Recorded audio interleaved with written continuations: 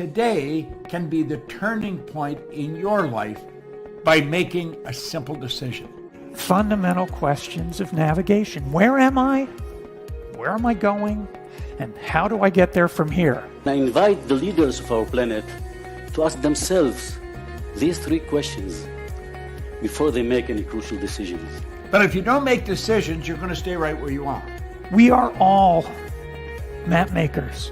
We are in a time of transition. If we're going to change, we have to change the direction that we're going. Our planet needs leaders who know where they want to go. When we change the direction we're going, then we want to make sure we're going in the right direction. Leaders who can see the big picture. Because if we're not, we're going to either go backwards or we're going to stay where we are. Recognizing the psychological and the spiritual shifts and changes that need to be made, often from the inside to the outside. To be able to shape your future, you have to be willing and able to change your paradigm. Complex journeys require navigation. The path to the truth is one such journey. This is your GPS. Hairstyling services provided by J.D. Edwards Salon and Spa, Palmdale Shopping Plaza, Ladera Street. Accessories provided by Chevette Williamson Jewelry. Standout jewelry for standout women.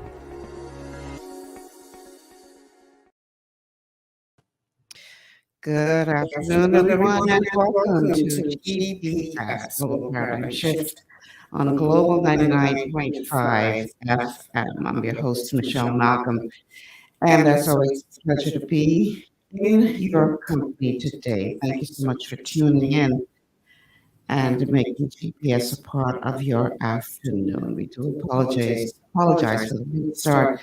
My guest has not arrived into the studios yet. And I'm hoping that he will arrive any moment now. But in the meantime, let me throw out the telephone contacts if you'd like to be a part of the show.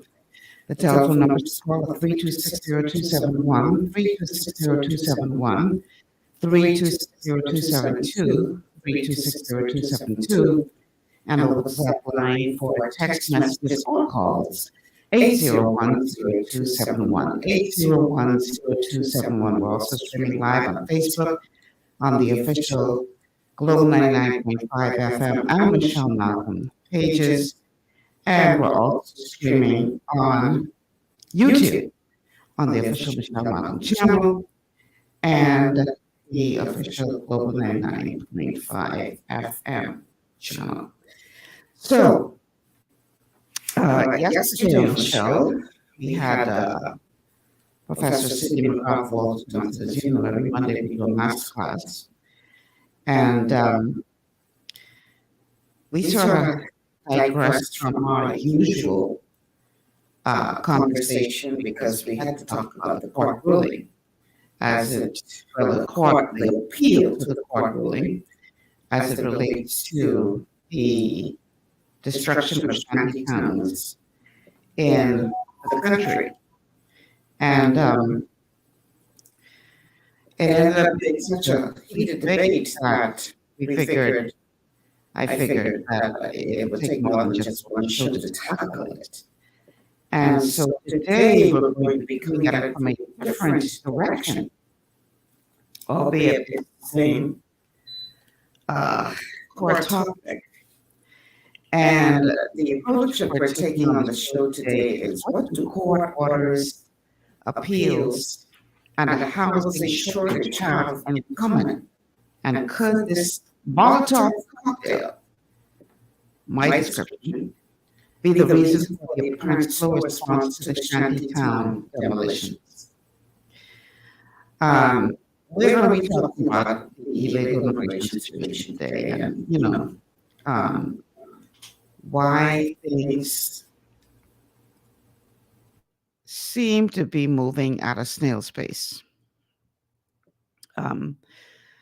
We have heard the current administration say, will give us, an outline of what their plan is. But it seems that things have slowed down. And some people are saying that the reason why they were slow in moving is because they were kind of hoping that this situation in the courts would play out the way it is. And now this appeal is giving them another excuse for taking their slow time to do what they've promised to do. And so we're going to be talking about that today. And we want you obviously to join in on the conversation.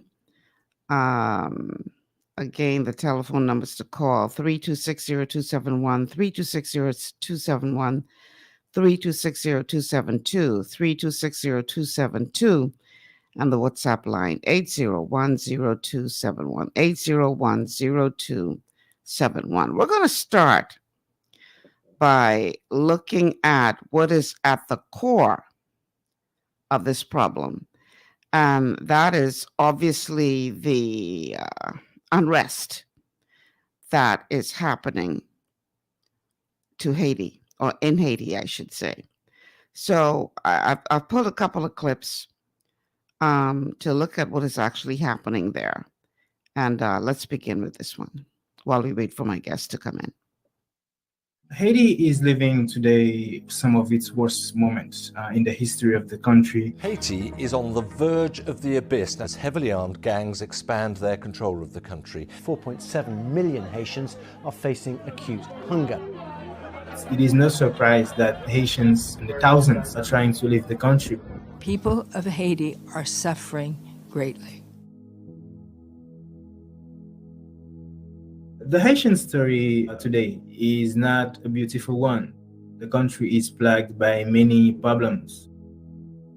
Last year, for the first time in the history of Haiti, we recorded catastrophic level of hungers. About 20,000 people are suffering this level of famine. You have a political problem. Since the assassination of Jovenel Moïse in July 2021, the country spiraled out of control. The attackers came in at about 1 a.m. and shot dead the president. This is a hugely turbulent time. Analysts are very worried about potential further instability.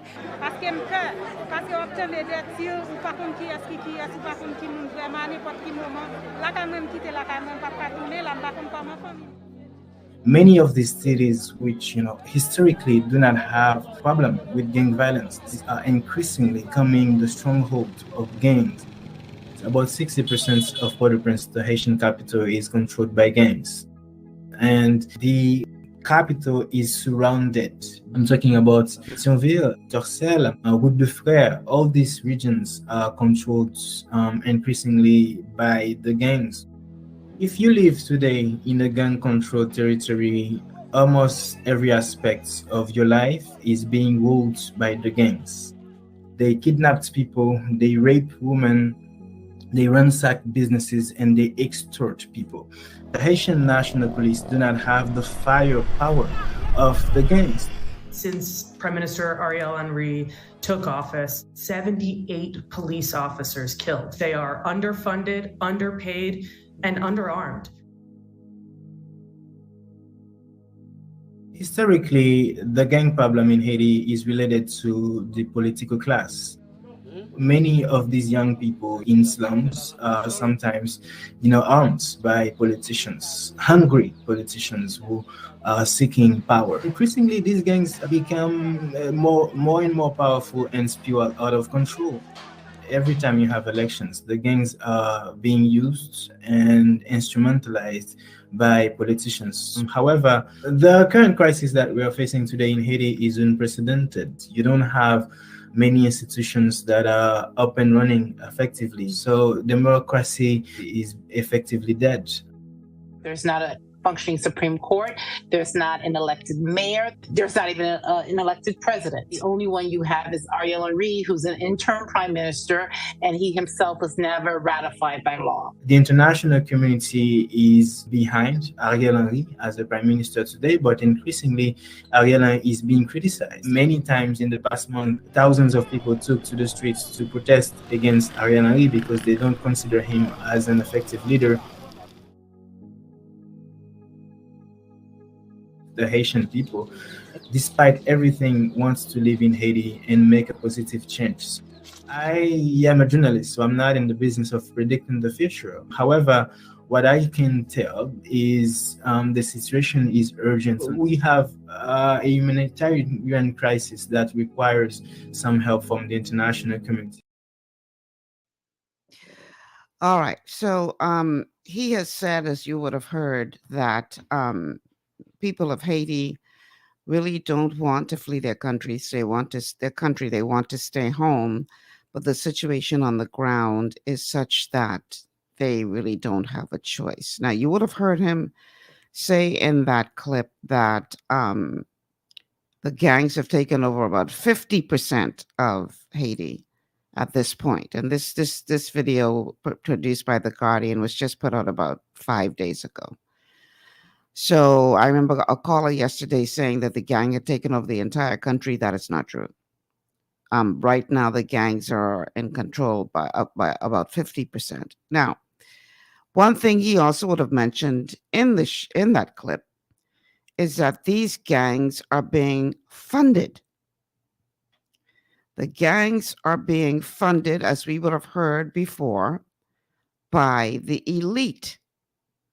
Some of the oligarchs of Haiti, who, for their own lust for power, would rather see their people die in the street and create all of this havoc and chaos just so they can get power.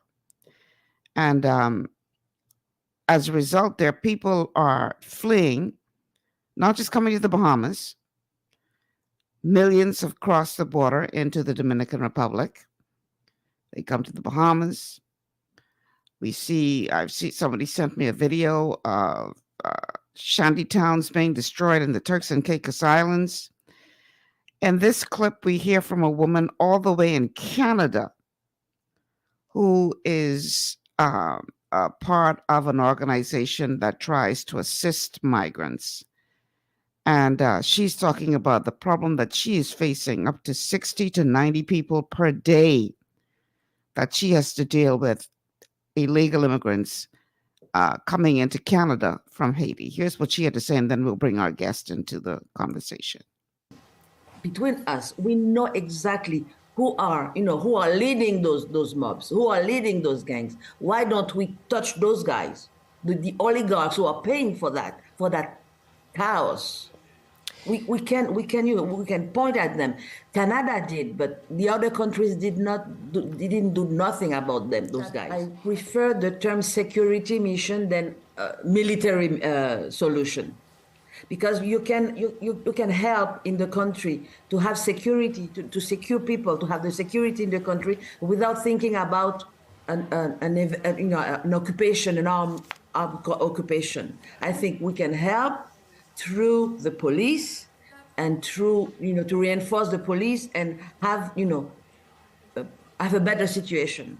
But I don't think that we have been occupied by the UN Army since 14 years, and there's look what is going on actually. So I don't think this is a solution. We have to find a solution, a long-term solution. I hope Mr. Trudeau will not say that he's going to send the army over there, because this is not the solution. But the solution is probably to find in the country itself leaders who can find a solution together, because this is a long-term solution. We have to speak to the population and speak to the leaders of the population and find out, collectively, what is that solution, where the solution can come. And it will be long. There is no miracle in that country. There is no miracle in that situation. It will be long, but we have to take the time to speak with the people and find a solution together. All right. I figured we had to set the stage before we bring it back home here to the Bahamas to figure out the dynamic or the dynamics behind what seems to be happening or not happening here in the Bahamas. So we're going to take a quick break. On the other side of the break, we'll bring our guests into the studio to talk about this whole Molotov cocktail, I call it. Court appeals, housing crisis, and an ongoing deterioration of the situation in Haiti. Is this all about to explode in our faces? We'll find out more on the other side of the break. Stay with us. Understanding your microbiome, also known as your gut ecosystem, can change everything you thought you knew about nutrition, digestion, immunity, and metabolism. Keeping your gut ecosystem healthy and balanced is essential. Ultimate Microbiome by Youngevity was specifically formulated to optimize this ecosystem. It provides the advanced support your gut needs through prebiotic, probiotic, and postbiotic supplementation. Our unique blend of probiotics includes Lactobacillus and Plantarum, healthy bacteria that can help prevent harmful bacteria from taking over your gut. Increasing your gut's population of beneficial bacteria creates a more balanced gut microbiome, which has been shown to aid in weight loss, skin health, sleep, mood, and may even help with seasonal allergies. Ultimate Microbiome also promotes the production of postbiotics. Postbiotics are key to help regulate your gastrointestinal health. To enhance digestion, Digizyme Multi-Enzyme Complex, a blend of 5 specific enzymes, has been added to Ultimate Microbiome. It can help break down food so your body can better absorb nutrients. Plus, we've added our proprietary I-26 hyperimmune egg powder to aid in the elimination of disease-causing gut bacteria and help your body balance its immune response. Ultimate Microbiome, the scientific, proprietary, and holistic approach to gut health that helps optimize your body's entire gut ecosystem. To learn more, contact your Youngevity associate.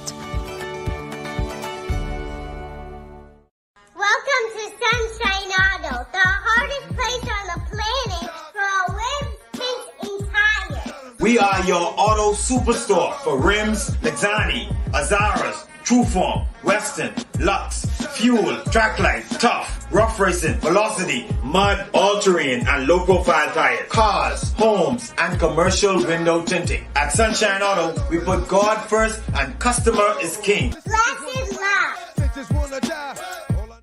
To stay healthy, it's crucial to make sure you get the nutrition you need every day. But it's difficult to get all your recommended vitamins and minerals from food alone.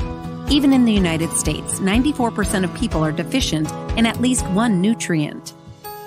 Beyond Tangy Tangerine 2.0 by Youngevity is a simple, convenient, and affordable way to help your body get the essential nutrients it needs. It's an advanced plant-driven multivitamin mineral complex that contains certified organic whole foods, trace minerals, and antioxidants. BTT 2.0 supports your body's natural defense system with a proprietary blend of energy-boosting and body-loving nutrients, plus prebiotics, probiotics, amino acids, and enzymes that support digestion. With an unusually high ORAC score of 8,000, you get even more antioxidants to help combat free radicals that can cause damage to your cells. But to get the most benefit and value from any multivitamin, your body must be able to break down the nutrients so you can fully absorb them. Otherwise, they'll just pass through your system without doing any good. Beyond Tangy Tangerine 2.0 was specially formulated with synergizing cofactors to ensure you get maximum nutrient absorption. Beyond Tangy Tangerine 2.0 is the easiest way to give your body the balance and complete daily vitamin mineral supplement it needs for optimal support of your overall health. To learn more, contact your Youngevity associate. This portion of GPS is brought to you by Tiki Bikini Hut at Junkanoo Beach. Great food, cool tropical drinks, and family fun in the sun. And welcome back to GPS Global Paradigm Shift on Global 99.5 FM. We are streaming live on Facebook on the official Global 99.5 FM and Michelle Malcolm pages. You can call in at 3260271. 3260271, 3260272, 3260272, or WhatsApp us call or text 801-0271, 801-0271. And we are also streaming live, or airing live, I should say, on Cable Bahamas Channel 974. All right, so one of my two guests is already here. That's none other than the critical thinker, C. Alan Johnson. And I'm also expecting, hopefully he'll be able to sign on soon, Kai Mills from Abaco to talk about what is happening on the ground there. C. Alan, welcome back to GPS. Thank you so much for having me.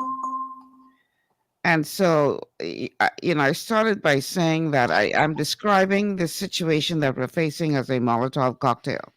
You've got court orders, you've got appeals, you've got a housing shortage, you've got this continuous unrest in parts of Haiti, people fleeing, coming in by boat, by plane, and it just seems, huh? As soon as they find a submarine. And it just seems to be this never-ending downward spiral. Is this a Molotov cocktail that's going to blow up in our faces? And is a major part of this problem why things seem to be going kind of slowly is that there's a bit of a housing challenge? What would you see? What would you think going on here? Absolutely. It's all our fault in relation to what the Bahamas is or what we will become. What do you mean by that? Well, for 49 years, we've known that we had this problem. This problem existed before even independence. We've been alerted by various different ministers. We've been alerted by decades of reporting from international organizations themselves has been telling us this. And the United Nations has told us anytime your population reach 15% of influenced by someone else, you actually have a national security crisis. For decades, we've known that we have had inadequate housing crisis. The overtime communities and such didn't just happen. In fact, we have many political parties who've built their reputation on saying they're for poor people, they're for whatever, the disenfranchised, etc. So Baines and Grandstand, Centerville, Santa Martin represent that area. All of these areas existed. Grand Bahama, we've had the 8 Mile Rock, the Outer Island constituencies, we've had those.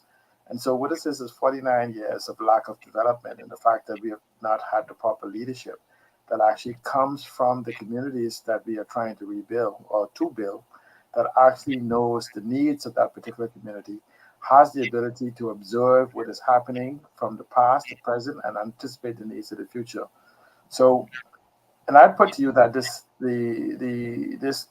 this court thing may have given government an excuse to claim they have a reprieve. For what happens now is the fact that we have inadequate housing. Remember, this whole thing is what is called security. This separately, and if you take the government argument concerning that, even if 50% of the people in the so-called irregular communities are is regulated or waiting for whatever, the question is where do you put them? So government has allowed this. No way you can tell me that somebody could develop 200 acres on Abaco and government had no idea what's going on. When the people who campaign also campaign on fixing the migration problem, on fixing the housing problem. This is all in their blueprint for change. And so either they were making these up or they knew. And so essentially, it's basically our fault because we keep sending the same people to parliament. I'm not talking about political party. We're talking about for those they choose to represent them rather than somebody that represents us. And we keep doing the same thing over and over again, expecting a different result. But we do have a housing crisis because I want people to understand, while we talk about the shanty towns as we refer to them, there are many homes in Baines Towns, Grand Town, in the ghetto here in Grand Bahama, Louis Yard, Marktown, Pinners Point, and 8 Mile Rock and other places, even East End, that meets the requirements of being unsafe or whatever. But we're not asking the government to bring solutions. We're screaming at them, deport. But simultaneously, while they deport, remember, this is not just government working. We're not talking about the Prime Minister alone working. He has a $70 million a month payroll to pay the civil servants to come up with answers. $70 million a month. That's not counting his consultants. This is the payroll of the different ministries. And so the question is, and why are we not getting answers after decades of facing the same problem? And again, it comes back to us, no one else. So we can talk about the external factors in this show, but ultimately the responsibility will lie on us and the leadership we choose. Kai, what do you think? Kai Mills, by the way, for our audience listening by radio, Kai Mills has joined us now in the conversation. He's on the ground in Abaco, and you all know Kai Kai has been prolific in his efforts to try to bring attention to what is happening on the ground there in Abaco as it relates to this this challenge that we face of illegal migrants. And Kai, what are your thoughts based on what you would have heard C. Allen just say? I didn't hear much of what he said, but I know what I think, and I know when it comes to housing and illegal, when everybody comes to your country, they have to abide by the law, and that applies to the ones that live within this country. But I saw somebody put something up there that's so truthful just now, that we are so busy fighting the FNM and the PLP while we're busy fighting each other. These Haitians are quietly building up numbers, building up businesses, and shutting us out. So we are a product of our own selfishness. We're not together. You imagine in Abaco, when it comes to housing and illegal, that the Haitians already built up 300 homes in mass numbers, like ants. They coming together. They remind me when I was a young boy, if somebody was building a house, the other people would come and join them. Then the ladies will cook the food where they don't have to go and look for food. So they'll eat and continue to work. That's what the Haitians are doing now with the massive build-up. And although the government put those eviction notice on the Haitians, the Haitians move them out, later ball them up and throw them down. Right now in Abaco, we have about 40 structures going on. I could go right down there and show you now. The Haitians on the roof as we speak. Nothing has changed. They're like a bunch of ants. You just got to close the nest down. They're aggressive, so we have to be humanly aggressive, just like them. And I told the minister, I said, it's okay that you got this massive immigration force here, but you have to be in conjunction with Ministry of Housing. What is Alfred Sayers doing? While you are saying this, you don't have to wait till the house get to a house. You got 40 foundations that will be a house by the end of the week, and people will be living in them. So when the court gave the order of stop building, all you have to do is to show that the government means business immediately, how the Ministry of Works or whoever responsible to break the foundations down since February. They already built 50 homes since the order has been given, and not one house is being broken down since the order is being given. Not only this, September, the Prime Minister, Minister of Transport, Jolbert Colby Davis. Every time you see you got too many last names, I got a problem. They started building house here from the Prime Minister was here in Abaco September 1st to our 3rd anniversary. And they gave keys to 2 people for brand new house. Michelle, you believe the house is being built 9 months and nobody is moving to the houses yet? I can take pictures. I go down there and share right now. You have about 6 houses that being completed for 9 months, and the government has not given anybody occupancy of these houses. And these are young people that went to the bank and got a mortgage, got approval, but it seems like they need the Saxons and the Valley Boys and the TV to come over to make them significant while the people are suffering. How could it be humanly possible that houses, and you say a crisis, the government don't think it's a crisis. They build the house. The house is available. People could be in the house from Christmas, celebrate the first Christmas. But again, nobody could find out from Minister Jolby, Colby, Davis, and none of them why the house is collecting mold and mildew, and people are living with their children, their grandparents, and the government already built only 6 houses in 4 years in Abaco. Stop building 5 that the foreign people give to the government, the F&M government. They are up the roof when it takes about 2 months to have 5 free housing, and nobody wouldn't touch them houses like the ghost, like the Obeah on them houses. They're free, but nobody wouldn't touch them. You can't get an answer from Kirk Cornish, John Pinder. They're clueless.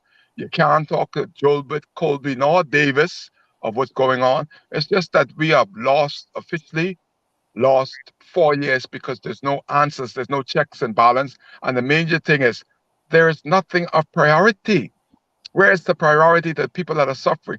Michelle, people going to bed in Abaco, hungry. 2 people came to my house the other day. I only had one little $30 left in my wallet. I had to give them a $30. Man and his wife haven't had nothing to eat. They repatriate themselves back to Abaco. They stay in an old breakdown house with no electricity, no water, no nothing. And where's social service? Where's the people? Every day you got about 60 to 70 Haitian who can't speak English line up to social service. How does this happening? The older behemoths, I said, if I was the member of parliament, I'll rake you all of the line. The older people that build this country got to be on the side, sitting on the ground, tell the Haitian service, because the Haitians are there first in the morning, 6 o'clock. 6 o'clock in Abaco is dark. They'll line up to get social service, and the older people can't even get in the line. And the office closed 12 o'clock. For 3 years, Michelle Malcolm, all government agency closed in Abaco at 12 o'clock. We need help. What kind We of need help. What kind of services are they lining up for, Kai? That you're They saying? get somehow they get national insurance because they got the paperwork in hand, but they can't speak my language. But they're there. How did that happen? Would you say, C. Allen? Food assistance. Some of them may even be getting rental assistance, even though they don't own property, because you have to say you have a landlord. After Hurricane Dorian, you know what they did with the Haitian? They put them in the Kendall jail, Isaac, up in the air-conditioned gym. When the behemoths didn't have nowhere to go, they make sure that they were good first.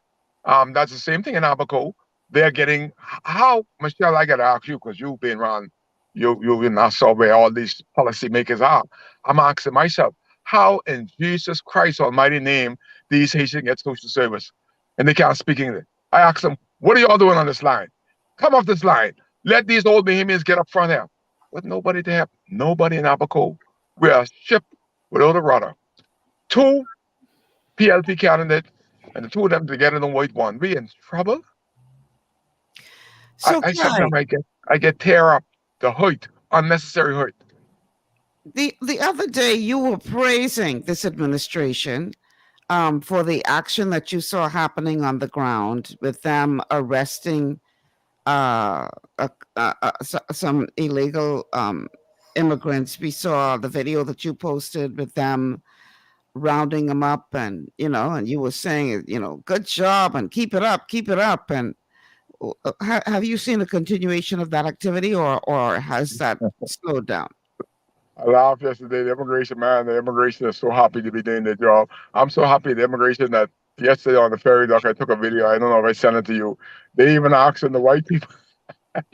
they have asked the white people coming off the ferry, what are y'all doing here? Let me see your status. The white man say, who are those guys? Do I look like a Haitian? I got a host of those folks out. I said, let the brothers do their job. There are white Haitian, and y'all going to be in some white Haitian, so let them check y'all too. So I thought it was funny that they are continuing to do their job. But this is a 40-year problem, and don't get it mixed up. When you see me got excited, I got excited, but I have never seen this such aggression on behalf of immigration in my lifetime, that these guys in every building, every construction site, they're on. Only thing I ask them to do, please lock up these white and black people who got them there illegally. Lock them up in the same bus, lock them up in the same cell with the Haitian, then they're going to send a trickle of fetch to Abaco. Unless you lock up the people that have them employed, that's supposed to have some place for them to live, you're fighting and you're swimming against the tide. You gotta lock up the owners and make them accountable. Then the word will go in Abaco. But as far as immigration is the only agency here that is doing something. Y'all talking about, but housing. Well, guess what, Michelle? Right down the road here from me, the government has a custom building that used to house, bringing 160 million. Hear the numbers. 2018, Abaco is bringing $160 million into Abaco by the port in Marsh Harbor. September 1st will be 4 years since Hurricane Doreen. Neither government has put a toilet. Michelle, you imagine you working on the dock as custom and immigration, and in order for you to do number one or number two, you got to check out and go find your house to go to the bathroom. 4 years later, not even a tent set up. They are in a trailer that was given to them by a foreign entity. That is how they do the business of $160 million on the ground in Abaco. And there's no talk of them building a custom building yet. But look at the weightlessness. Watch this. 4 prime ministers now. They got a $40 million port in Cooperstown. 40 million. 2 or 3 times the size of Marsh Harbor. Beautiful, air-conditioned, multi-space, and the government refused to make that an official port while Customs and Immigration got a pee home. They can't even use the bathroom. So many of them have got COVID-19 from the congested elbow-to-elbow workspace. And you know how much stuff is coming into Abaco now after we have to rebuild everything. But still, no government has the common decency, the common sense, the common dignity, the integrity to come and build $1 million port, $2 million port, when the port was generating $160 million. Like, where is the business common sense in the government of the Commonwealth of the Bahamas? They're too busy flying. And then that boy right there, what he named there from the radio station, said that, I got mad with him, but what he named there, said the government is traveling up and down because the world needs air from the Bahamas. Boy, stop talking a bunch of foolishness. Y'all can't even get it right in your own country. Who the hell care what the Bahamas do or think? When the Bahamas speak at the UN, they put the camera on Fred Mitchell or Fred Smith or whoever speaking, but look in the audience. Everybody officially left the building because they consider us a corrupt country. When you cannot build a building for customs and immigration, your frontline workers in 4 years, they can't use the bathroom. The port people, the port people gotta be under the sun, Michelle. I wish I could go right down there and take a picture. When we take a break, I can go down there. I'm 2 minutes from there and just show the world, the audience, what's going on. The people that work on the port, the dock masters and things, they got to put a chair under a vacant trailer to keep out the sun. 4 years later, nobody is trying to get these people. The Haitians got a better way of living than our frontline workers at the biggest port outside of Grand Bahama and Nassau, Marsh Harbor Port. Not a chicken coop has been built. And y'all talking about housing? You only know about it in Abaco. Everybody has officially left the building when it comes to Abaco. Nobody cares. Nobody talks about it. Only Kai. And every time I talk, last time I talk and I put the police on the video, you were there. They come and to lock me up. The next day I did a video on the police charging people for doing without disc. They ain't got no disc on the car. 4 police come to my house. I had to stay home for 4 days because I was tired of getting locked up. I talked to them at the window. I said, look here, I ain't getting locked up today. Talk to you that much like knock. You guys break the door in, but I ain't coming outside. Y'all break the door down, but I ain't feel like getting locked up today. That's what about this in Abaco. Freedom of speech, forget freedom of speech. Every time I do a video, I run home. Because there's the clear. When I do a video, the chairman of the clear warned me the other day. I told him about the corruption. He said, well, he declare war. I said, you all think y'all is Putin, eh? You can't declare war on me because I speak, but there's a war being declared on me by the chairman and chief counsel of Marsh Harbor because I called him out of their corruption that we can't even, the administrator, this is how bad it is. We are saying, I just gotta say this right here. Let me know about this in Abaco. That we can't even get a check signed for local government in Abaco. Y'all talk about housing. People are living like hog and dog in Abaco. The Haitians, 200 of them got house twice as big as the modern peas, and they're living good because everybody is using the Haitian corruption and the slavery and the monetary. There's money and corruption. And as long as there's money, Bahamians, you know, oh, bad is Michelle, when a Bahamian that's wearing a government uniform got to reach out their hands to Haitian to corrupt them, they are low, they're lower than a snake. But that's what's happening. The Haitian is corrupting our people, and they know they're corrupt. That's why they continue to do what they do. Corruption and monitoring. We gotta take a break. Man, that's a mouthful, Kai. That's a mouthful. All right, let's take a break. I got a belly full. I ain't start yet. When we come back, we're going to bring C. Allen back into this conversation, and as well as look at some other things that are happening on the ground there in Abaco. What is causing this whole process to be so delayed? Every time I come on this show, I got to run because the police come and looking for me again. You gotta go home and finish the show from home so you don't get locked up today. I got stuff on the road. I'm looking hard to see if I see any blue car coming. Stay with us. This is GPS. They're doing good. Your body's immune system is under constant pressure from things like stress, lack of exercise, and toxins in the environment. It's crucial to be proactive and support your immune system with the nutrients it needs to function effectively. But it's often hard to get these nutrients from food alone. Introducing fast-acting Zinc Plus Immune Support by Longevity. Unlike zinc-only supplements, Zinc Plus Immune Support builds on the proven power of zinc and adds complementary nutrients to give your immune system extra support.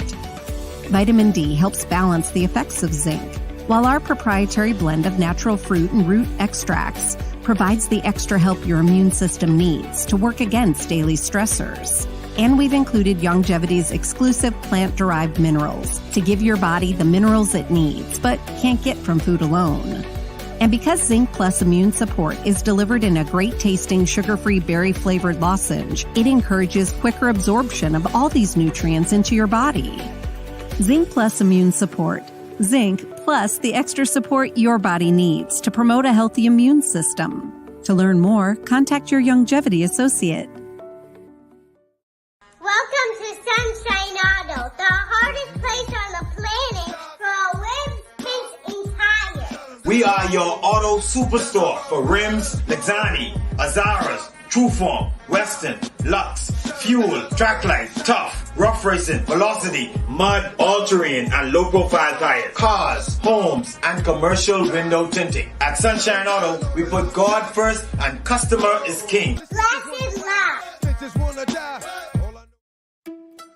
It's gotten harder and harder to get your daily requirement of vital nutrients from food alone.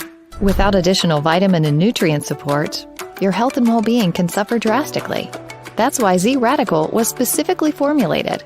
It combines a blend of antioxidant-rich vitamins, minerals, and botanicals with the protective powers of fucoidan to help fill the gaps from lack of nutrients in your foods. The core of Z-Radical is fucoidan, a naturally occurring polysaccharide that helps stimulate immune reaction, protecting you against inflammation and oxidative stress. We harvest this powerful mineral-rich nutrient from brown seaweed, harvested only from the world's most pristine ocean waters to ensure the purest quality. It's then extracted using cold process technology to ensure maximum levels of bioavailability. Then we add essential vitamins that help to protect your cardiovascular and nervous systems and are crucial for optimal immune and neurological function. Z-Radical also includes a proprietary blend of delicious antioxidant-rich fruits and berries. This great-tasting combination helps your body combat free radical imbalances that can contribute to a variety of degenerative conditions like arthritis and heart disease. Z-Radical. Experience the power of fucoidan with antioxidant-rich berries, 8 essential vitamins, and more to provide you with potent health benefits. To learn more, contact your Longevity associate.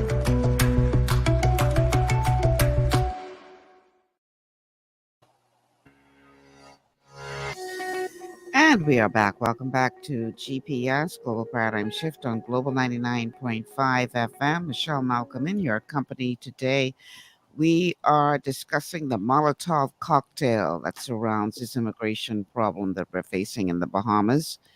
And that cocktail is one of court appeals and housing and challenges in Haiti. And it's just, if y'all don't know what a Molotov cocktail is, have you ever seen in the movies where they get a bottle and they fill it with some kind of combustible liquid, and then they put a rag in the mouth of the bottle, and then they light it a fire and throw it into a crowd, and when that bottle bursts open, it explodes. And yeah, we're dealing with a very volatile situation when it comes to this whole question of immigration and housing and the unrest in Haiti and inactivity or lack of activity from various agencies. So we're looking at all of this today, and hopefully we'll be able to.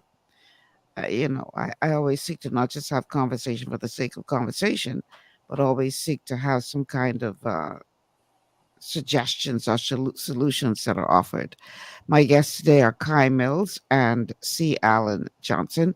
And yes, we are streaming live on Facebook on the official Global 99.5 FM page, as well as the official Michelle Malcolm page.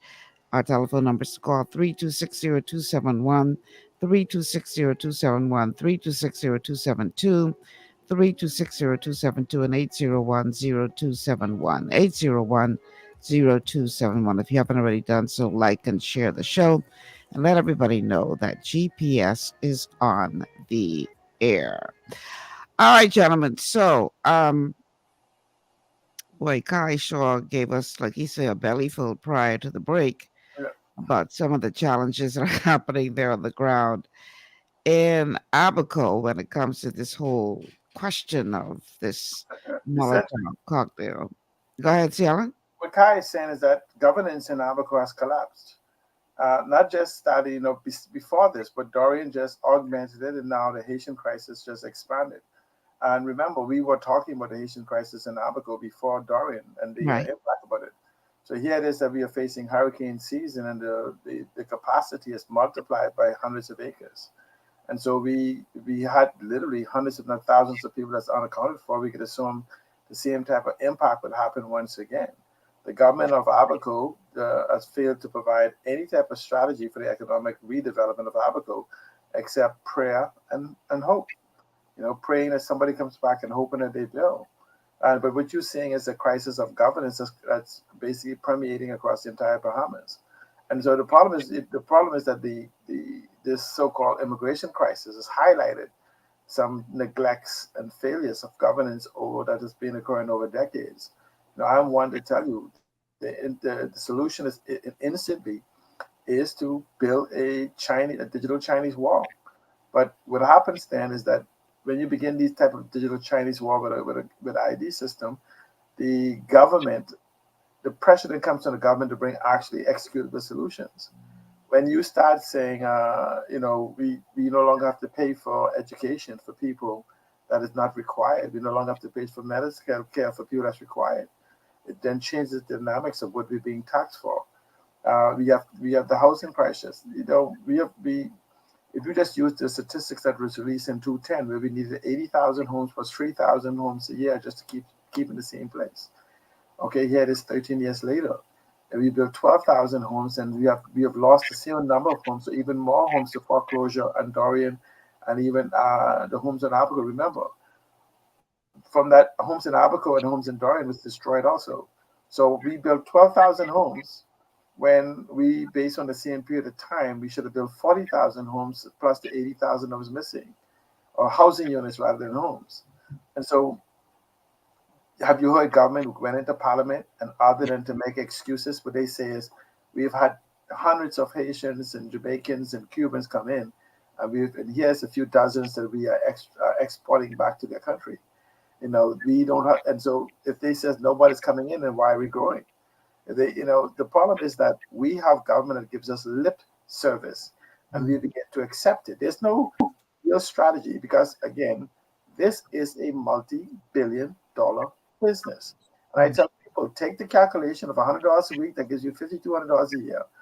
60,000 people working illegally, and you got $300 million. That $300 million is not what you're paying them. That's $300 million. That's if you underpay by $100. That $300 million is what you save in salary to a business that's pure profit. $300 million.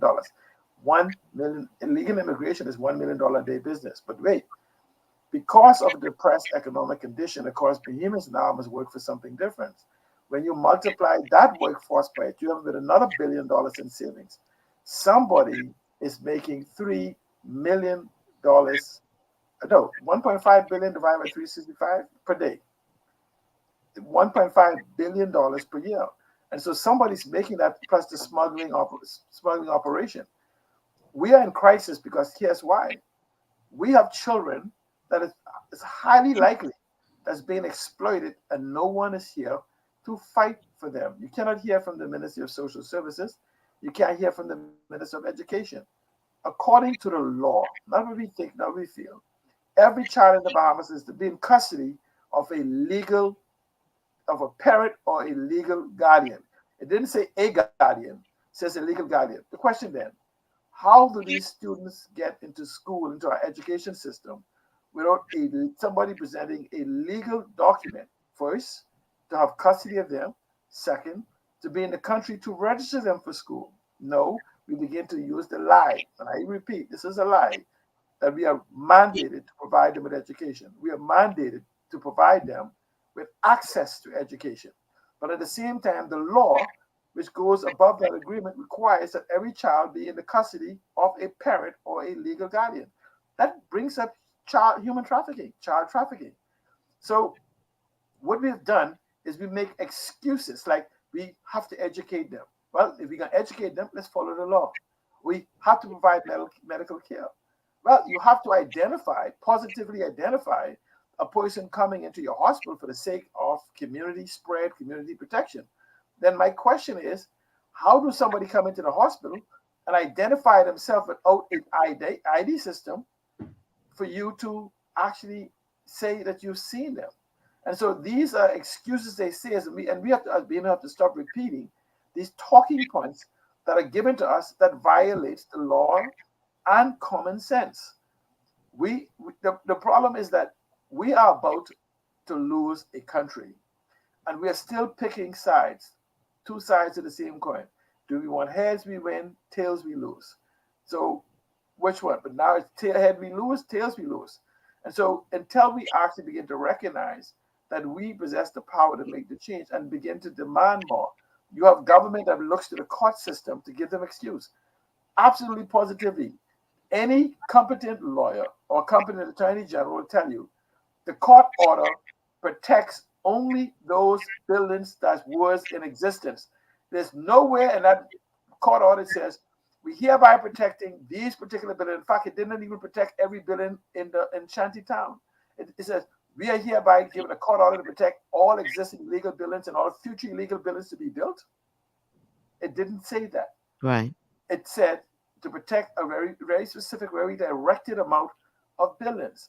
And it didn't protect all shantytowns on every island across the Bahamas. It did not. It was a directed order. So these are excuses that have. Let me give one more point. Michelle, the law says if somebody rents from me and they build something on my property, the building is mine. When they leave, the building is mine. Even if they're living there, whatever they built that's permanently fixed to the ground is mine. Now let's ask the question.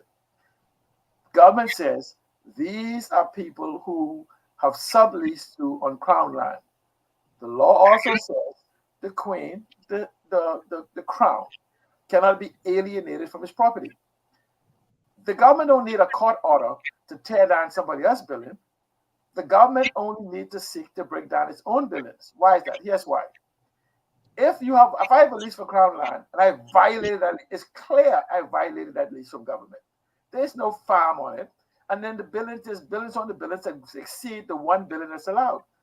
The government, in immediate effect, could cancel the lease. That means the Crown land is back in the possession of government. Guess what? It now means every single building on that Crown land belongs to government. Nobody built on it. I don't care who built it. According to the law, it belongs to the owner of the land. So government now can simply vacate their buildings. Not know somebody built a shanty town. They can vacate their buildings and knock them all down on their land. And this is why you saw in this appeal, notice what it said, that government give no indication that they intend to take back possession of the land. It's almost like the learned Fred Smith is saying, well, y'all came to knock down the shanty towns, but y'all act like y'all ain't want the land back. Well, government did not need to go through this gymnastics. This gymnastics is simply a delayed tactic. In the same way, passing a law for an ID system that says anybody over the age of 16 must present an ID.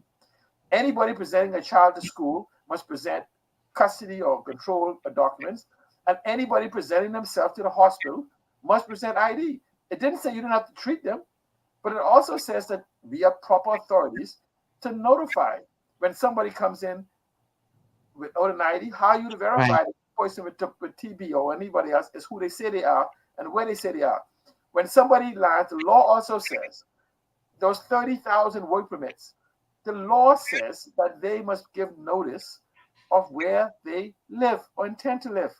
They only need to verify that where they live or their intent, or pick up it if there's no housing on it. You don't have to call the person who has the work permit. You call the person who got the work permit, Mr. Seattle. Person who applied for the work permit for them. Yes, Right. I see you have 5 workers here. Can you give us a copy of the lease for these 5 workers? Or forthwith, these work permits are being recalled. And then what also happens is those employers are also responsible for the cost to deport those individuals. And so you attach the cost to find and remove those people from the country. Follow the law. These are all stuff I'm making up. These are laws that exist, laws, policies, and procedures that's already on our books. We don't need to pretend we don't have the tools to fix these problems. Well, at the core of what you're saying, C. Allen, is, and we all know this to be the case, this is all about corruption and greed. So, if I'm making, you broke it down in terms of somebody benefiting financially from all of this. $4 million per day. And if they are benefiting at that level, you could best believe that they are probably ensuring that they are providing some kind of support politically. If they're smart, they cover in both sides. So this thing is so far-reaching because, number one, you're talking about people benefiting financially, and we ain't talking about a little bit of money. We're talking big, big, big money here. Number two, if these people are in a position where they can grant you political support with their finances, then you will not be in such a rush to cut that source of funding off. And so this is why it is so important. We keep talking about it, but where is the campaign finance reform? Where's that? Why has that not been enacted? Why have we not seen more done to ensure that the Freedom of Information Act is a reality and not just, a fantasy? And it's not enough to say, well, we have an act before Parliament or whatever, because an act is just a piece of paper unless you actually do something about what the act says you should be doing something about. So unless we get to the point where we call it for what it is, I think that one of the reasons that we are seeing this proliferate is because, we've been saying it now for a little while. People making some serious money here. And so it benefits me to look the other way, whether it's benefiting me by somebody slipping me a couple dollars under the table so I could go buy him a lunch or buy him a girlfriend, something or whatever, or whether it be on a higher level where, allegedly the funding is such that I could go and live far more comfortably than I would have otherwise. This is a part of the problem. If we look at how vibrant Abaco was the third largest contributor to our GDP.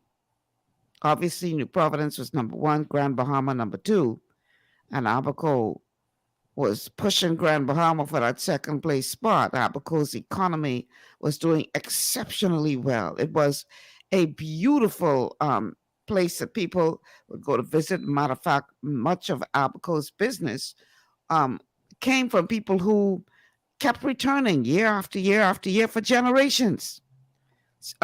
People who built their second homes there. And for them to allow Abaco to deteriorate to what it has become today, and I'm not saying that all of it, I mean, they couldn't have avoided Dorian. Okay, I get that.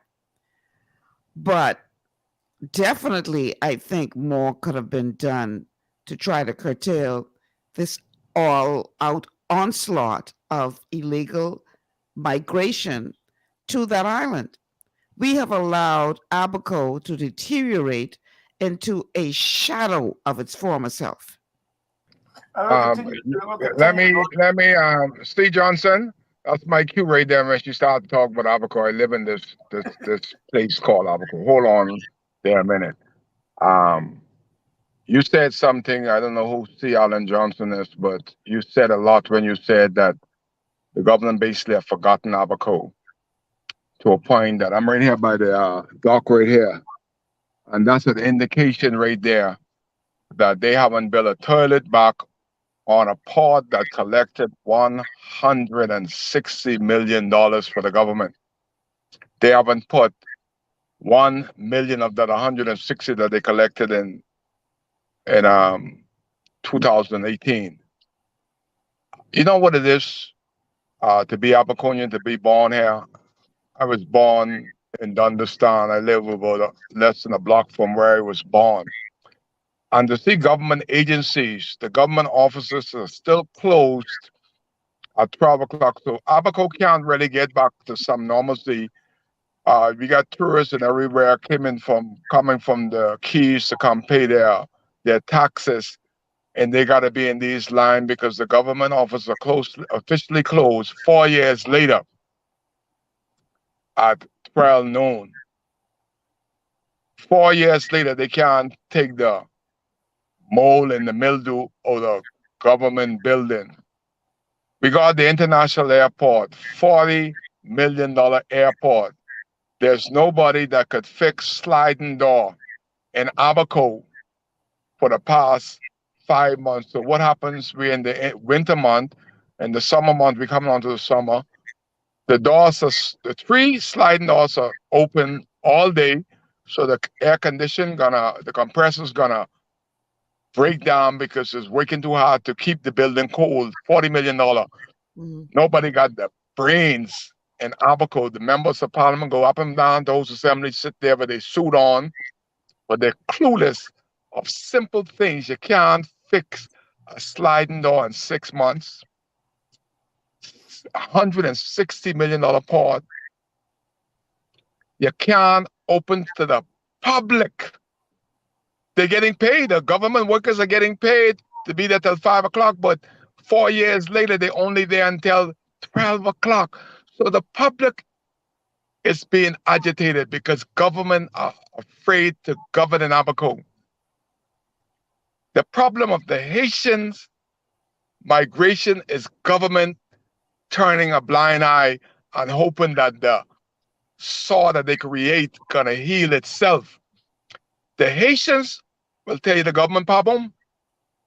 And if the Haitian could come from Haiti and sail from Inagua, from Haiti into Marshall, we got a problem, Houston. That a boat is making 5 knots. We got over $100 million in hardware. We give $17 million for drone to fly over, and the Haitians are still coming in droves. The Americans got to pick them up and say, hey, y'all Negroes, y'all got some people here that are moving through your territory. while you got 100 Marines, and every month you had graduating 100 police, 100 Marines, and they're doing nothing. They're doing nothing. The police in Abaco basically handing out their hands to the Haitian and putting the Bahamians before the courts. We are being slaughtered. And it takes so much will and energy to speak about the vexing problem, because I take my hit. I'm going down my lane and I'm just saying as I know it, and I'm not even allowed. I came off of Facebook for 1 month because I was speaking about the Haitian problem. So I had the Haitians from Miami and all over America, they hitting me up and answer me on my Facebook. I don't know how the hell they get on my Facebook because I don't answer them, but everybody is protecting the Haitian and the Haitian walk, but nobody is protecting the Bahamian. It's like in America, they have gay rights, gay march, but they ain't got no straight rights. What happened to the straight rights? What happened to the Bahamian rights? Why is nobody speaking on Bahamian rights? Because you know what? Bahamian officially stand on the sideline, expect Kai Mills. I am officially the only one that can give you real, accurate news from Abaco. Radio Abaco is officially unexistent. They preach prosperity news. I preach raw, unscented, truthful news of what's going on in Abaco. And the government and our MPs can't tell you yet what is priority. You can't get no worse than this. Okay, after 4 years, the government has only built 6 houses and they can't open it. And the Haitians already built 250. You see the numbers? Yeah, you see where we're heading? We have a call on the line, Kai. Hold on. I'll call her. Welcome to GPS. Good afternoon, Lady Malcolm. And to you. Hi, how are you? Yeah. Good afternoon. That's all I see you did the homework last night, eh? Yes, I did. It's a 50%, but that is something. To me, that's coming out of Haiti. 50% is like listening to somebody in China. If they ain't got no police and they ain't got no government, they ain't got no this and they ain't got no that, it's more than 50%. Trust me. Let me advise y'all Bahamians or something, because y'all seem to think that all of Haiti are poor, broke, downtrodden people. You got some exceedingly wealthy people in Haiti, and trust me, they ain't going through what you see on the news. That's it. With all the uproar, they living comfortable. Matter of fact, they paying them gangs to do what they doing. That's what I going to tell you. I going to tell you is down south we having the problems with the wealthy have to pay the gangs for protection. They ain't paying them for protection. They paying them to cause the chaos that they cause, and they ain't paying them for protection.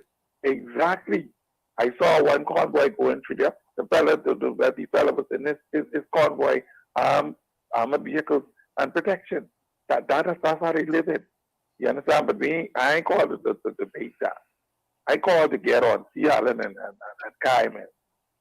How much longer, gentlemen? How much longer we can regurgitate this same thing?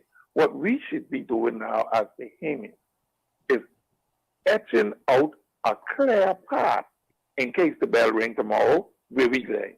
How much of y'all, I hear Mr. Mills saying, know who's standing up for the Bahamians. You got a handful of people standing up for the Bahamians.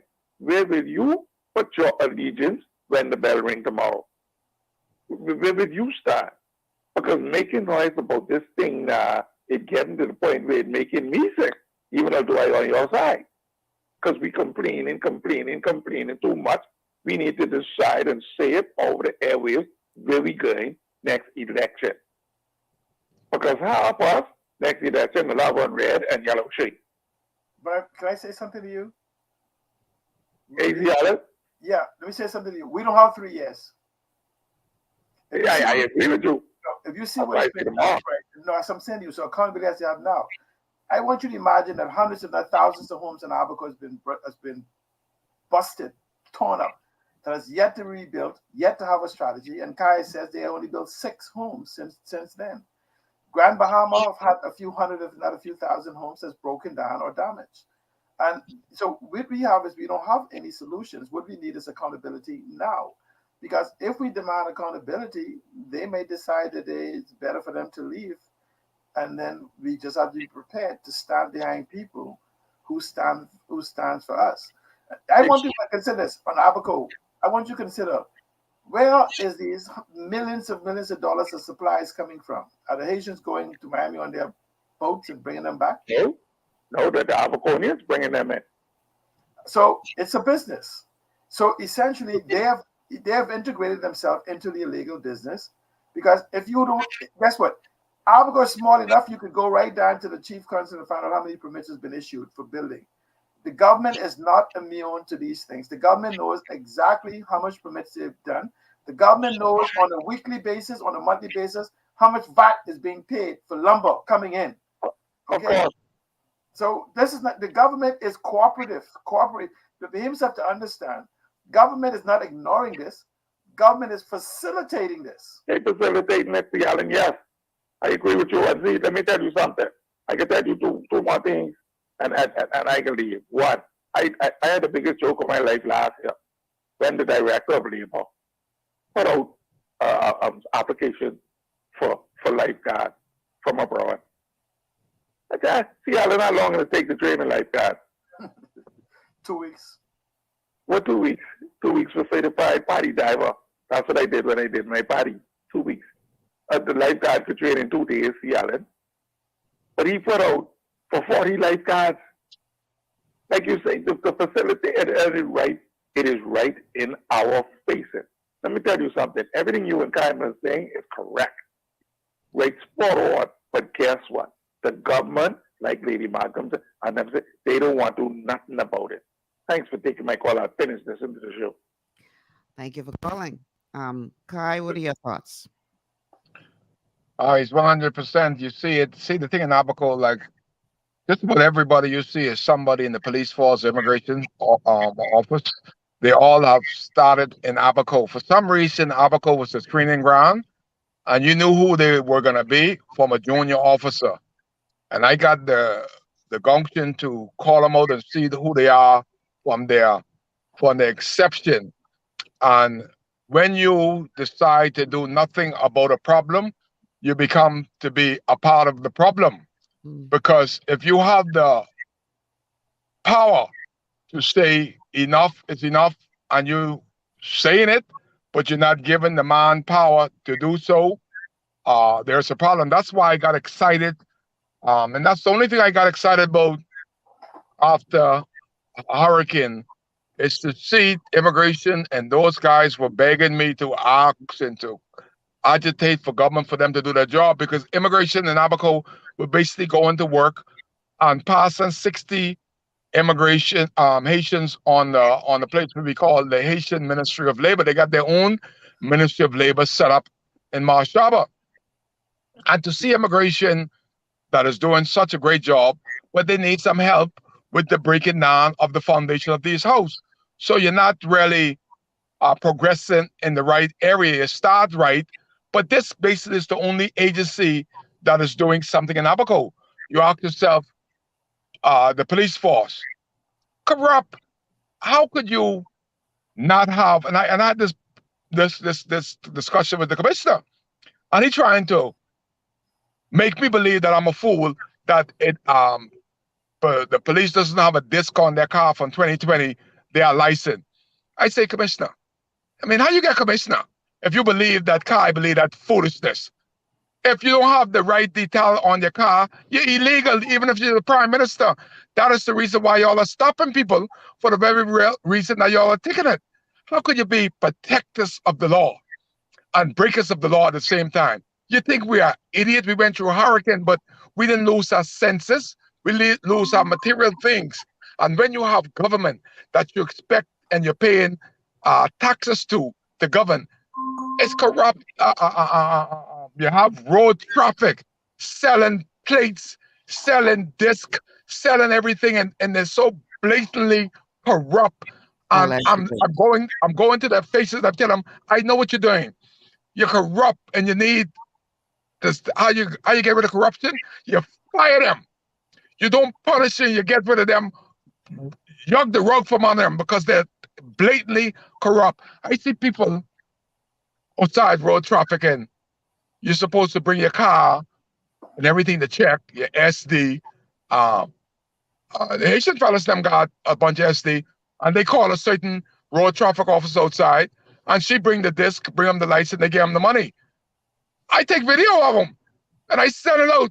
Get rid of her. She's dirty, corrupt.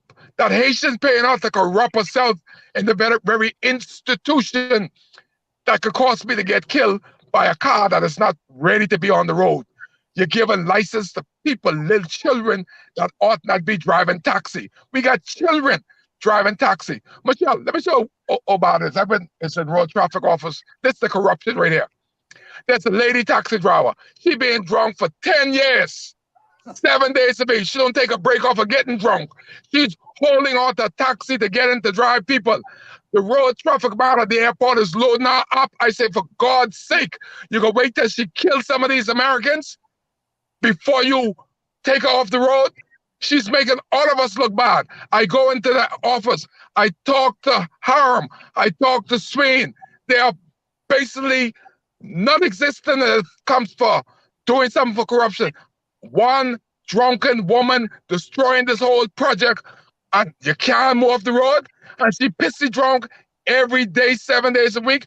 How, Mr. Johnson, how we got this bad?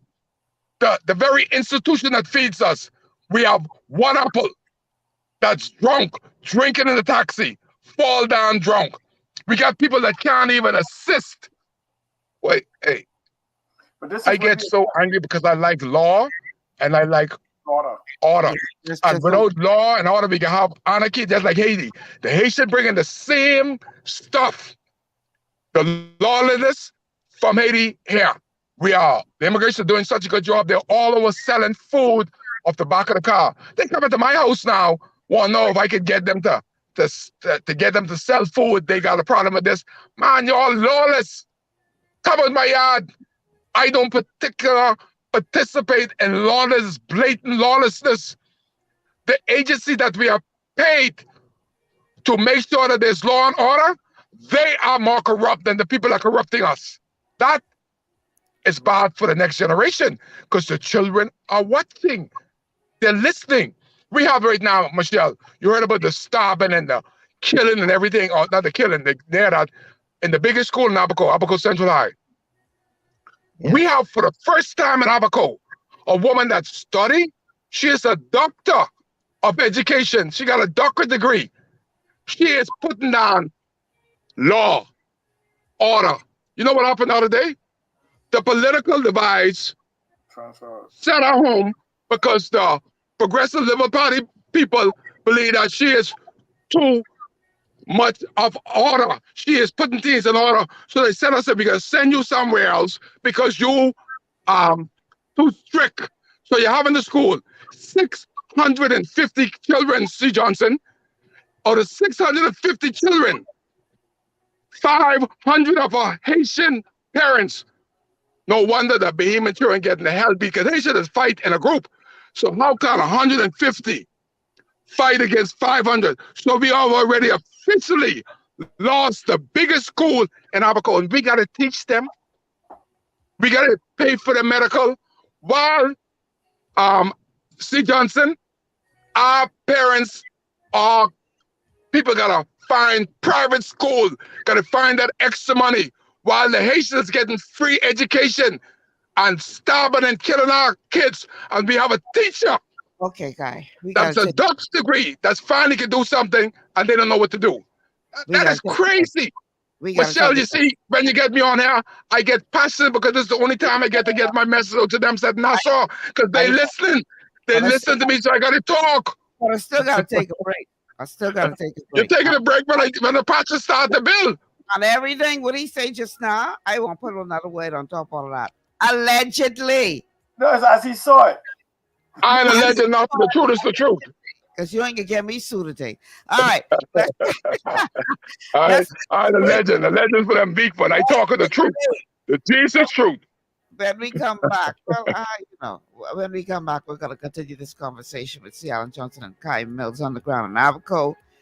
The Molotov cocktail. How do we avoid this from? I threw a couple of them. I threw a couple of them myself in my lifetime, but I missed the object I was aiming at. I know we're trying them cocktails. At Lee Air, safety is our #1 priority. Flying since Wow. 1996, we offer scheduled flights into Fresh Creek and Mangrove Key Andros and Great Harbor Key, Berry Island, twice daily, 7 days a week. Affordable charter services are also available to anywhere in the Bahamas and the Caribbean. Lee Air Charter Services. Call 225-3267, 702-7127, or 322-1317 for reservations. Understanding your microbiome, also known as your gut ecosystem, can change everything you thought you knew about nutrition, digestion, immunity, and metabolism. Keeping your gut ecosystem healthy and balanced is essential. Ultimate Microbiome by Youngevity was specifically formulated to optimize this ecosystem. It provides the advanced support your gut needs through prebiotic, probiotic, and postbiotic supplementation. Our unique blend of probiotics includes Lactobacillus and Plantarum, healthy bacteria that can help prevent harmful bacteria from taking over.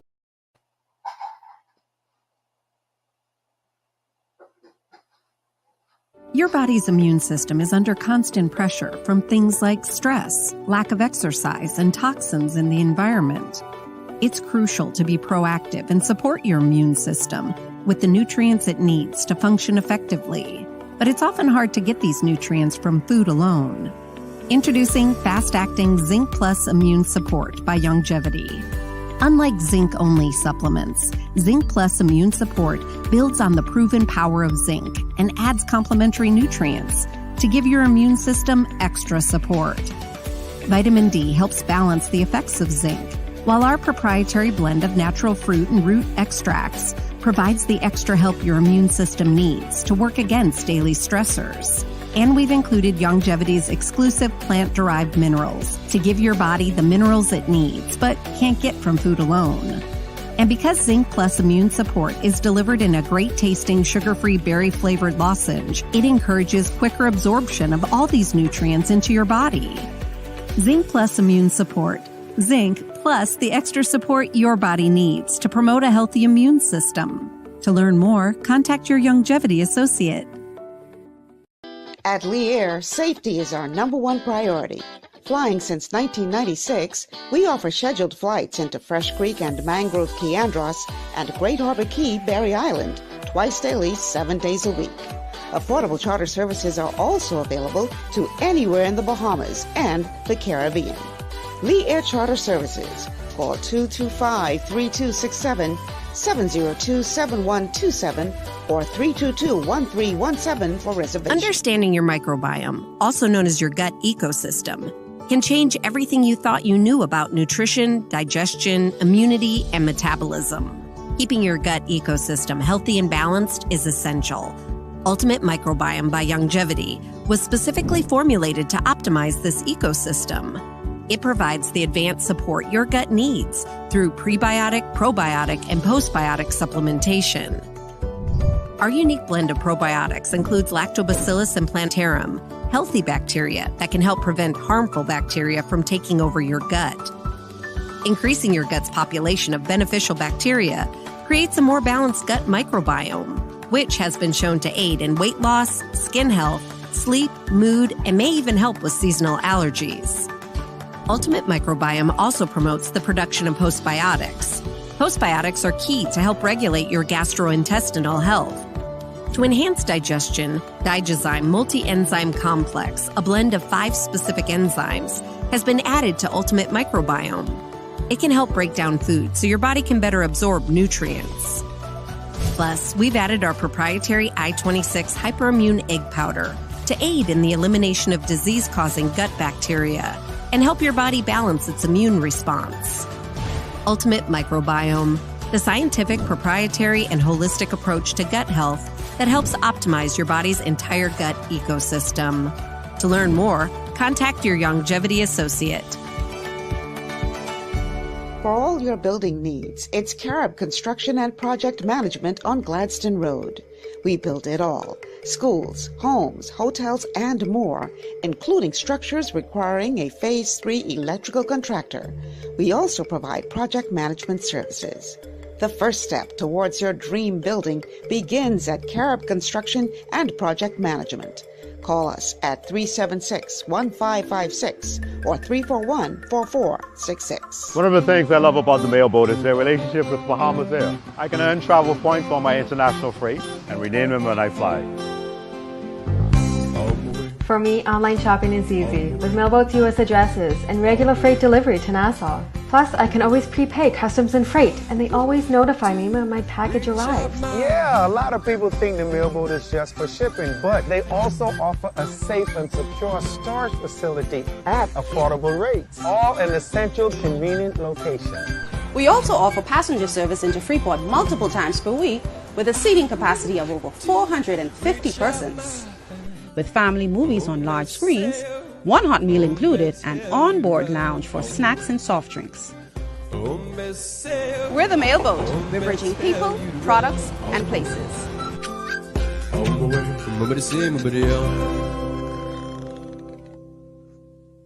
Executive Printers is your one-stop shop for all your branding and customization needs. Letterheads, envelopes, business cards, invoices, share and gift certificates, rubber stamps, vouchers, funeral programs, brochures, flyers, banners, and promotional items like mugs, water bottles, mouse pads, and key rings, all with personable service and great quality. No project is too small or too large. For great turnaround and competitive pricing, make an executive decision. Call us at 393-5011.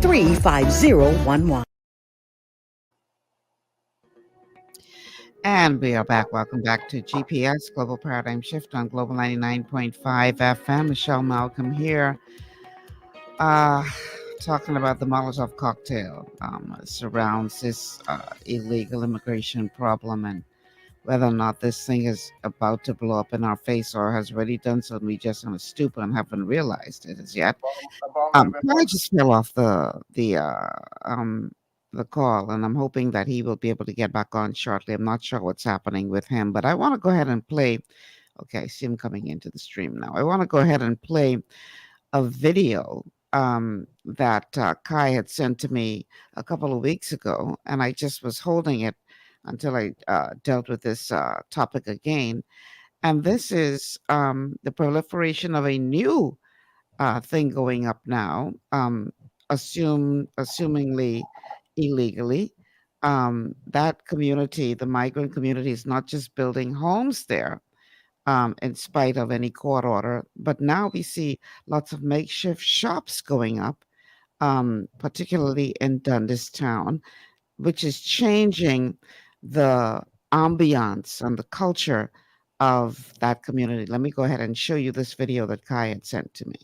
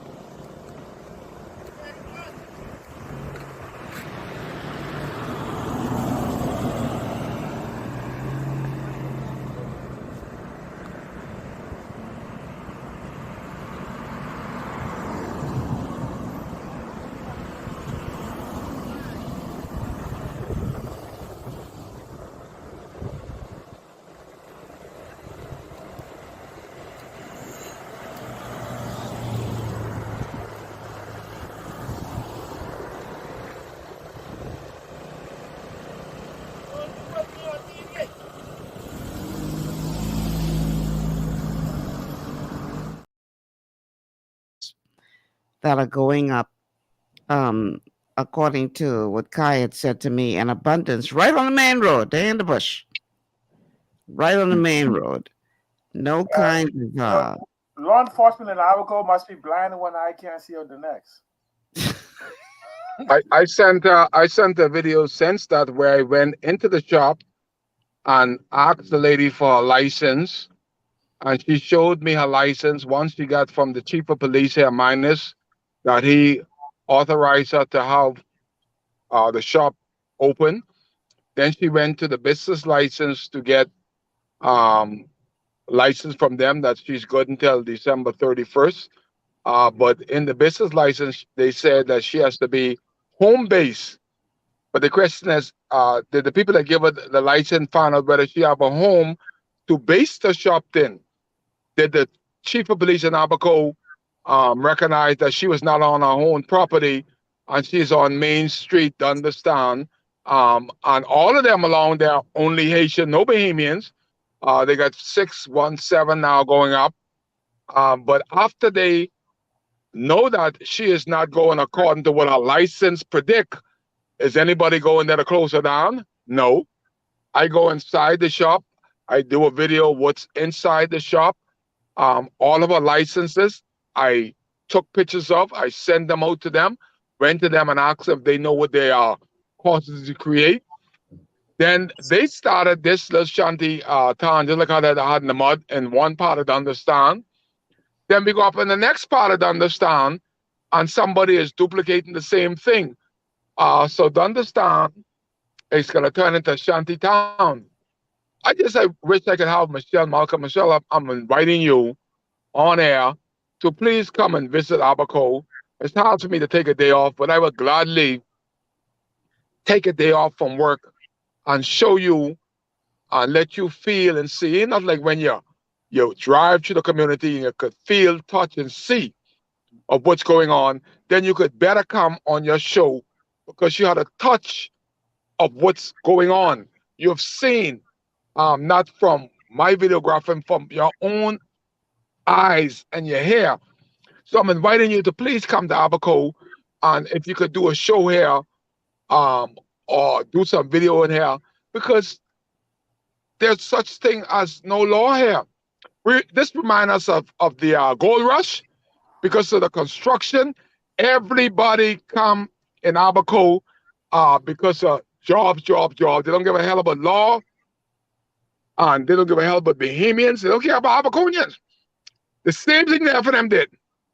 If you look around all the government building that they're doing, there's so much corruption that they putting these blinds. You imagine the government trying to blind people on what they're doing inside these businesses because they don't want Kai to put a camera inside there. Most good government will gladly have that free advertisement. But no, we all know, did this go to tender? Who approved it? Did anybody from Abaco know that these went out to tender? No. They do the same exact thing that the F&M did. Give the boys from these big constituency in Nassau the jobs without even letting Abaco know it's available. These boys bring their own people. They don't even, Abaco, I asked the fellow the other day, what, you ain't got no Abaconians on this job? No, you're all too lazy. You see, you're saying some wrong things right there. You're in Abaco, you're taking our jobs, then you're degrading us. We can't get a job of these big jobs that the PLP giving these PLP supporters in Nassau. These ones in Abaco, they're so clueless of what's going on. Boy, there's some stuff that comes to my thing. I got in my tongue sometimes. Yeah, because I want you to get locked up again today, Kai. Michelle. No, I'm too old for that. Right. If Bahamians haven't rebuilt their businesses yet, because downtown is supposed to still look like a ghost, that would mean these are foreigners, foreign people, second home owners, whatever, that's facilitating this, foreign investors that's facilitating these jobs. And so in essence, we have foreigners coming in the country, hiring illegals and buying, remember now, these foreigners buying construction supplies. Where's the work permits to matter? Because, accordingly, the government publishes as part of their financial thing, the number of work permits pulled. I can't believe that we had less than 300 work permits pulled in the Bahamas, in the entire Bahamas. So we are facilitating this. But I just want you to imagine this. I want you to go back to that to the thing where the court was filed. You build illegally on land that you do not own, and then you go to the court for protection. Listen, protects you. We dealt with that yesterday, right? Because my thing is this. You could go hire a whole lawyer to talk about the government illegally breaking down your illegal breaking down your illegal house. And we even ain't start with the fact that some of y'all come into the country illegally, so you don't break multiple laws. But we supposed to ignore them laws, but you don't break. But Michelle, this is why when you look at the face of the order, this is why it says unknown persons, whatever. And if you have 300-400 homes, then you should have 300 or 400 people. They should sign on for protection, because you now see this is where the Attorney General office is either inept, incompetent, or corrupt. Because it cannot be, because this is where we're spending millions of dollars per week on salaries for them to solve this problem, and we changed members of parliament. The Attorney General has changed, but they didn't change the whole office of the Attorney General office. Mr. Johnson. Yeah. Mr. Johnson, you really need to come to Abaco too, you know. If you come to Abaco, you wouldn't believe what has happened to one of the most vibrant island in the country. The Prime Minister was here the other day, and he brought 8 ministers. I don't know why they bring all them on one place called Matlos Kiva, a white man, to make himself rich. There's no person that comes and open up a resort here. For us. Do it for Bahamians or the government. They do it to get themselves rich. Baker's Bay is an example of that. And what the government is naive in doing, I said to Chester Cooper when he was here the other day, I said, you are destroying Exoma. You're bragging of all them billions of dollars you're putting up there, but you're destroying the very people that elected you. The reason being, Mr. Johnson, they are only one Bahamians to make $300 a week. That's all the government thinks of Bahamians in Abaco, $300 a week. But they're bringing in the expatriates. Bahamians is teaching them how to build strong structure, and they are getting the white, black foreigners, all white, and they're getting $5,000 a week, while Bahamians is getting $300 a week. The expatriates, if they get children, the resorts are paying for their housing, they're paying for their children to go to school, and they're giving them food. While the government saying to these resort owners, only give the Bahamians $300 a week. So we are ousting our people to cheap labor, while the expatriates are benefited. That is so wrong, and they cannot see that what they're doing to us. Wage slaves. And so, Michelle, we are creating a country for foreigners, and here's the problem. You know what's worse than the illegals and the government? Those Bahamians who are impacted and remain silent. Okay, Kai Mills should have a trailer load of people behind him. There's a small group of people that are still shouting with him, and we're allowing them to take over an island. That island, you understand now? They're taking over the third most important economic hub in your economy, taking it over. And every Haitian, not cutting you off, but I just want to say this last piece and I'm gone. When the Prime Minister was here on Matlos Key opening with the 9 minister, I had to call him up, and he said this on national news. He said he cannot break the houses down in Abaco until they find accommodations for people that are on land illegally, here illegally. The Prime Minister of the Commonwealth of the Bahamas is on record. I said, no, Brave. That's out of order. Man, you cannot find housing for illegal people. Hold on. You sure he wasn't talking about the Bahamians who he said live in the shanty towns and not the illegals? He said people. I could carry it on there. We maybe have 10 Bahamians down there living down there. Bahamians also break the law. You can, just Spring City the other day. All was living in Spring City was Bahamian in those things. They break them down. Did they make sure they was good in housing? They're all gone. They're all gone. ID. All those people in those dorms had verified identification. Michelle, they make sure they're good, but they gotta make sure that thousands are good before they can start to bulldoze. Unbelievable. But Michelle, I can't say no better than that. And I'm not a legend, nothing. I'm telling you the truth. No, I watched the same news. I watched the same thing because he said one thing to the international people, and then he came that Friday. That was a Friday. On Monday, he came and said something else to us, and because essentially it says that he could tell them the truth.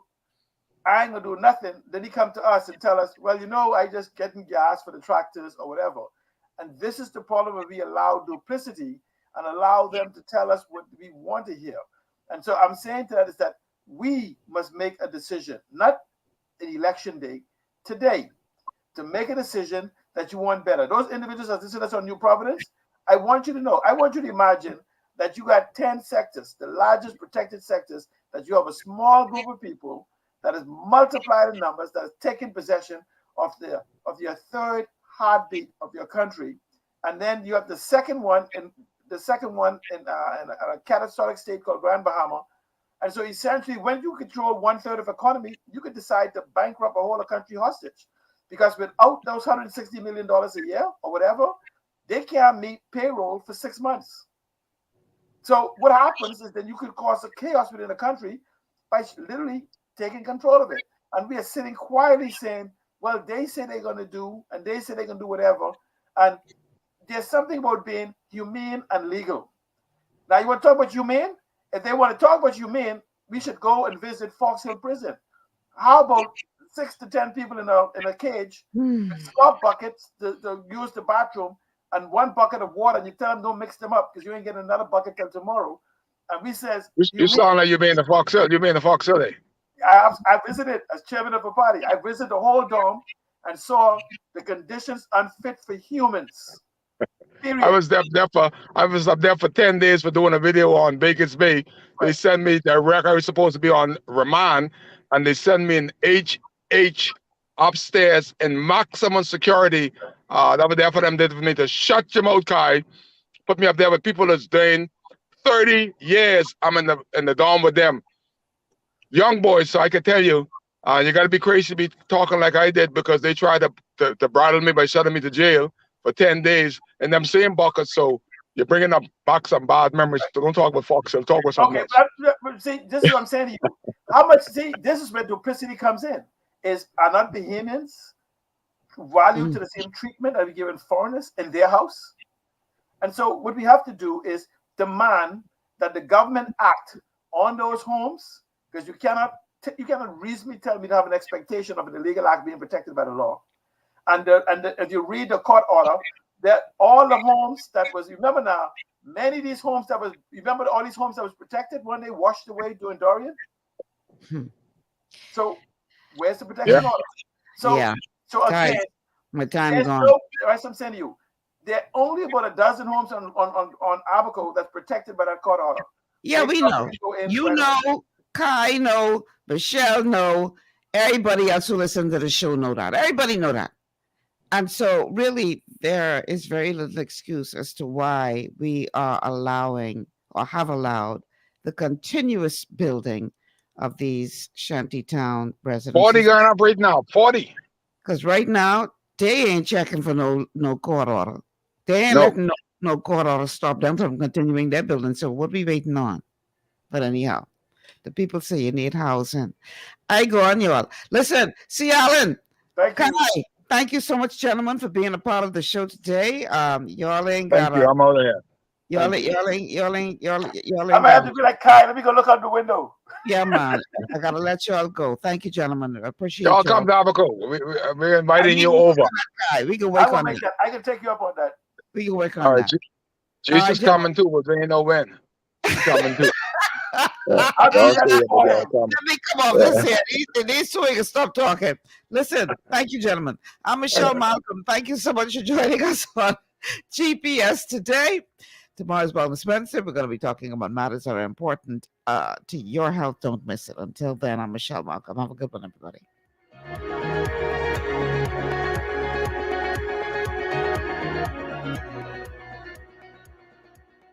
Global 99.5 FM reminds our listeners